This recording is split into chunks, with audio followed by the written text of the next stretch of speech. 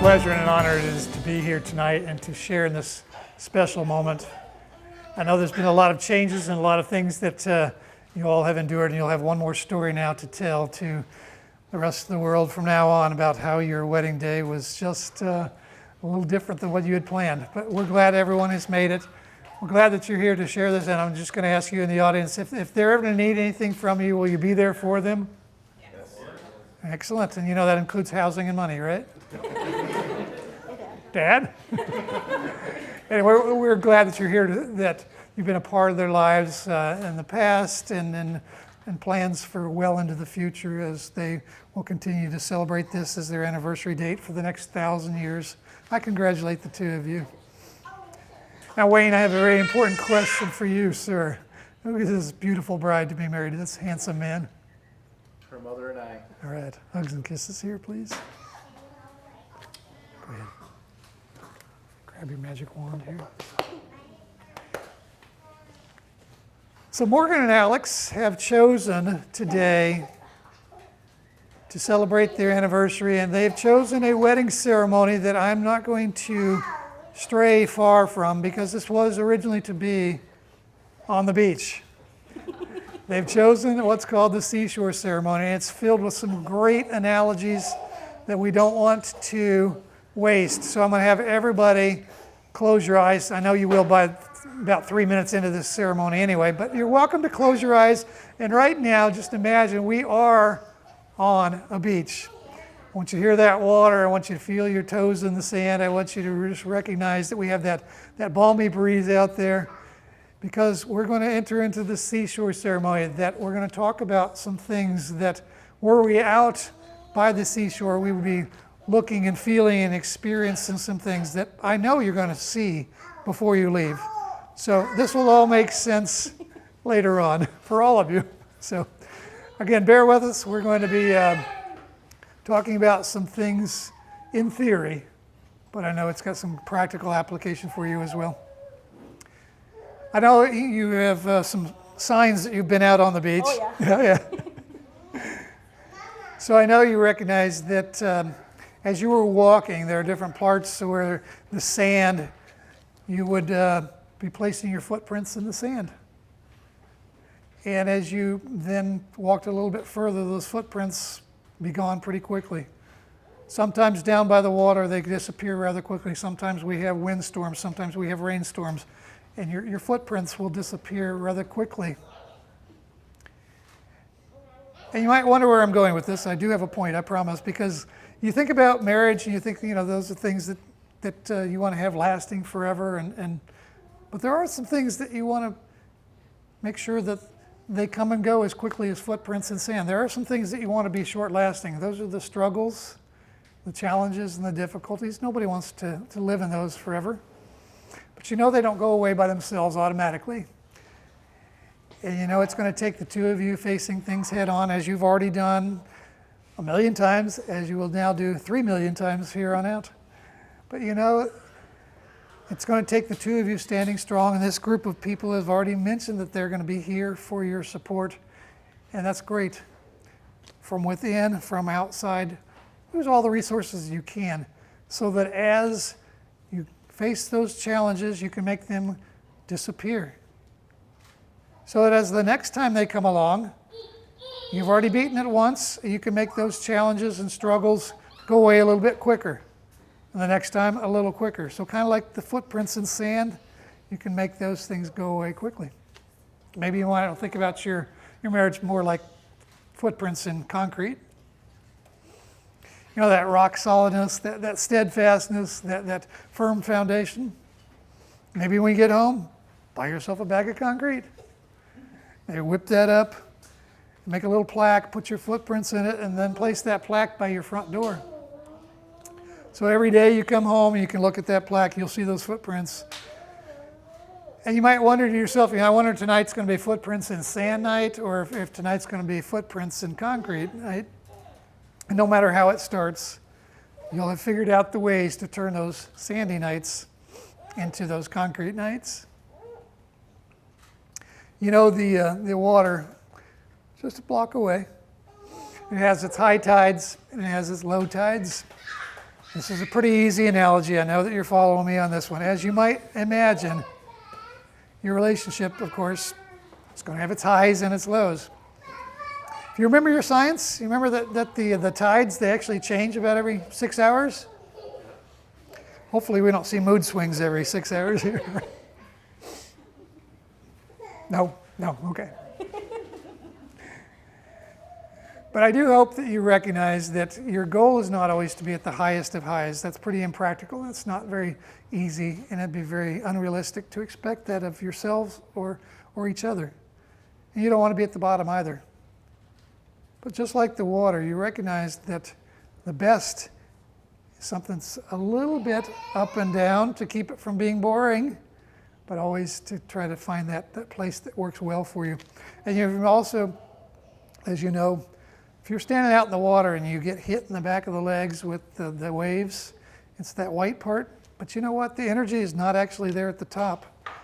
The energy is not where you see the white parts then cascading over. The energy that you're going to find is going to be actually right below the surface.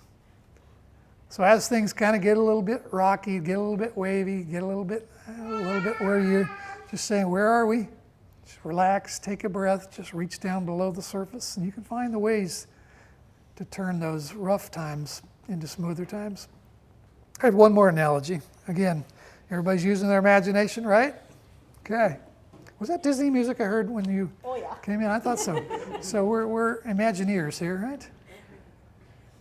So if you can imagine, out in the water, there's a whole lot of things out there just floating around. There's seaweed and parts and pieces of all kinds of things, and then, of course, there's driftwood. And maybe driftwood might be probably the best idea to think about your relationship. Maybe before you met, maybe you did feel like you were just drifting. You were looking for that place of peace, that safe harbor, and that place where you knew you could make that permanent home. You were just drifting, and then Alex, all of a sudden, there's Morgan. Morgan, all of a sudden, there's Alex. And you knew that you had found that. You'd found that peaceful shore where you could then be yourself. But I want to also remind you, not only do you want to find that, I want to make sure that you offer that to one another. Make sure that the person standing right across from you has that opportunity and knows that they can fully be 100% themselves, no matter how goofy or nerdy or silly or however that might be. You give them permission to grow and to change and to make silly faces, yes, just like that. But you have found in one another and you offer that place of peace to one another. So tonight we're going to start with some promises. We're going to start with your vows for one another. I'm going to ask you then, Alex, I'm going to ask you if you would then please listen to these questions. If these words are true from your heart, would you then please answer with the words I do? Okay. To take Morgan to be your wife, do you promise to love her, honor her, comfort her, and support her in sickness and health for as long as you both shall live? I do. And Morgan, now your turn. If these words are true, will you also answer with the words I do? Do you take Alex to be your husband? Do you promise to love him, honor him, comfort him, and support him in sickness and health for as long as you both shall live? I do. Amen.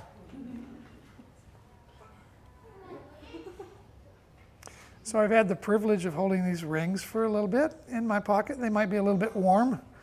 Perhaps they'll slide on a little bit easier that way. But when no one was looking, I actually pulled these out of my pocket because I wanted to get a good look at them. I wanted to see them and get a little better view. But not only did I want to see them, I actually wanted to hear them. I wanted to listen. This one talks really loud, by the way. I believe it. But I like to see if the story that the rings tell me, if it's anything like the story of the journey of finding these rings and the journey of finding your soulmate. You know, how many different stores did you go to? How many different websites did you check out? How many times did she call you over to the screen? Honey, come look at this. You tried some rings on and you took some rings off and then you finally found that perfect ring. But my guess is the ring that you wanted to be perfect was not the one for your own hand. The one that you wanted to be perfect was the one that you're giving away tonight. Am I right? Amen. And these rings, they do start off as perfect. There's not a scratch anywhere on this one. There's nothing between these stones. Everything starts off perfect and pure. And just like tonight, you start over with the opportunity to say, we have a clean slate. We begin anew. In front of God and all these witnesses, we want to declare our love. And these rings represent that perfection. But you know what, over time, you might get some nicks and dings on these rings, and they might start showing a little wear and tear. You might want to talk to each other and say, you know, should we just let them be and let it stay a little nicked up? Is that okay? Kind of represent where we've been? Or maybe together you might decide, I wonder if it's time we should take these rings back and get them restored and get them polished back up and get them back to their original beauty. And you know I'm not really talking about the rings anymore, right? Okay. So Alex, I'm going to ask if you'll take this ring and place it upon Morgan's left hand and repeat after me. Through this ring, Through this ring, I take you as my wife I take you as my wife for now and for all time. for now and all time. There you go. All right, I don't know if you'll have that trouble, but I mean, Morgan, if you want to take that ring and place it on Alex's left hand and repeat after me as well. Through this ring, through this ring, I take you as my husband. Look at I him. take you as my husband For now and for all time. for now and for all time. Excellent. Gets it. We call this a unity ceremony, but I want you to notice we did have you pick two different colors. Because unity does not mean that you have to become just like one another. You get to keep your own uniqueness. You get to keep your own individuality. You get to keep those things that are special to you. And in that, then the unity is really, really a lot simpler than what you might think. I like to just say, if you come together at the end of each and every day, and you ask yourselves, well, we made it another day. Shall we try again tomorrow? If your answer is yes, then you've got unity. But each of these colors represents your past, your present, and your future. I'm going to ask the two of you, if you'd like to pour, you might actually run out, so you can pick up the other colors as well. But you can pour it at the same time. You can take turns if you want to. You can spin this around while you're doing it. Have some fun. It's your arts and crafts time. And which color do we want? Yellow. Yellow, you got it. Okay. Sure.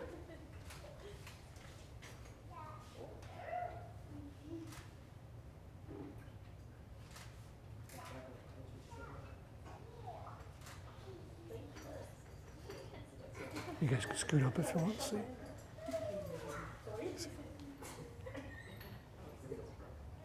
Well, I know who wears the pants in a relationship. Yeah. It's all good.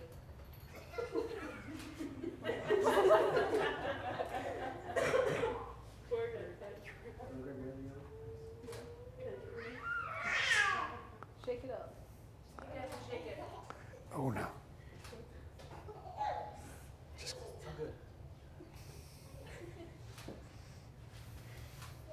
you guys can do some more? Wait, more yellow. You do yellow. Yeah. There's more yellow in there. We take turns though. Yeah.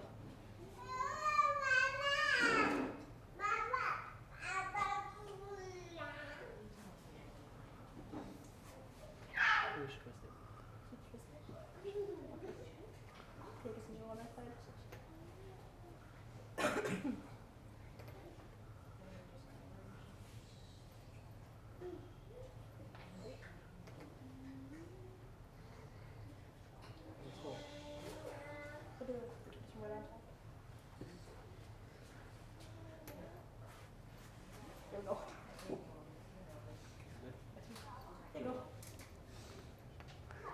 cool.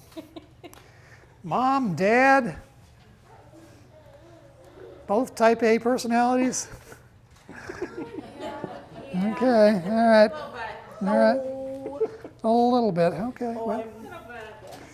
All right, so I heard somebody say something about Morgan being really highly represented because we were seeing a lot of yellow on one side. But of course, we've got a surprise for you. We've got a lot of Alex on the other side. And then they switched it up. They've had a lot of fun. Oh, yeah.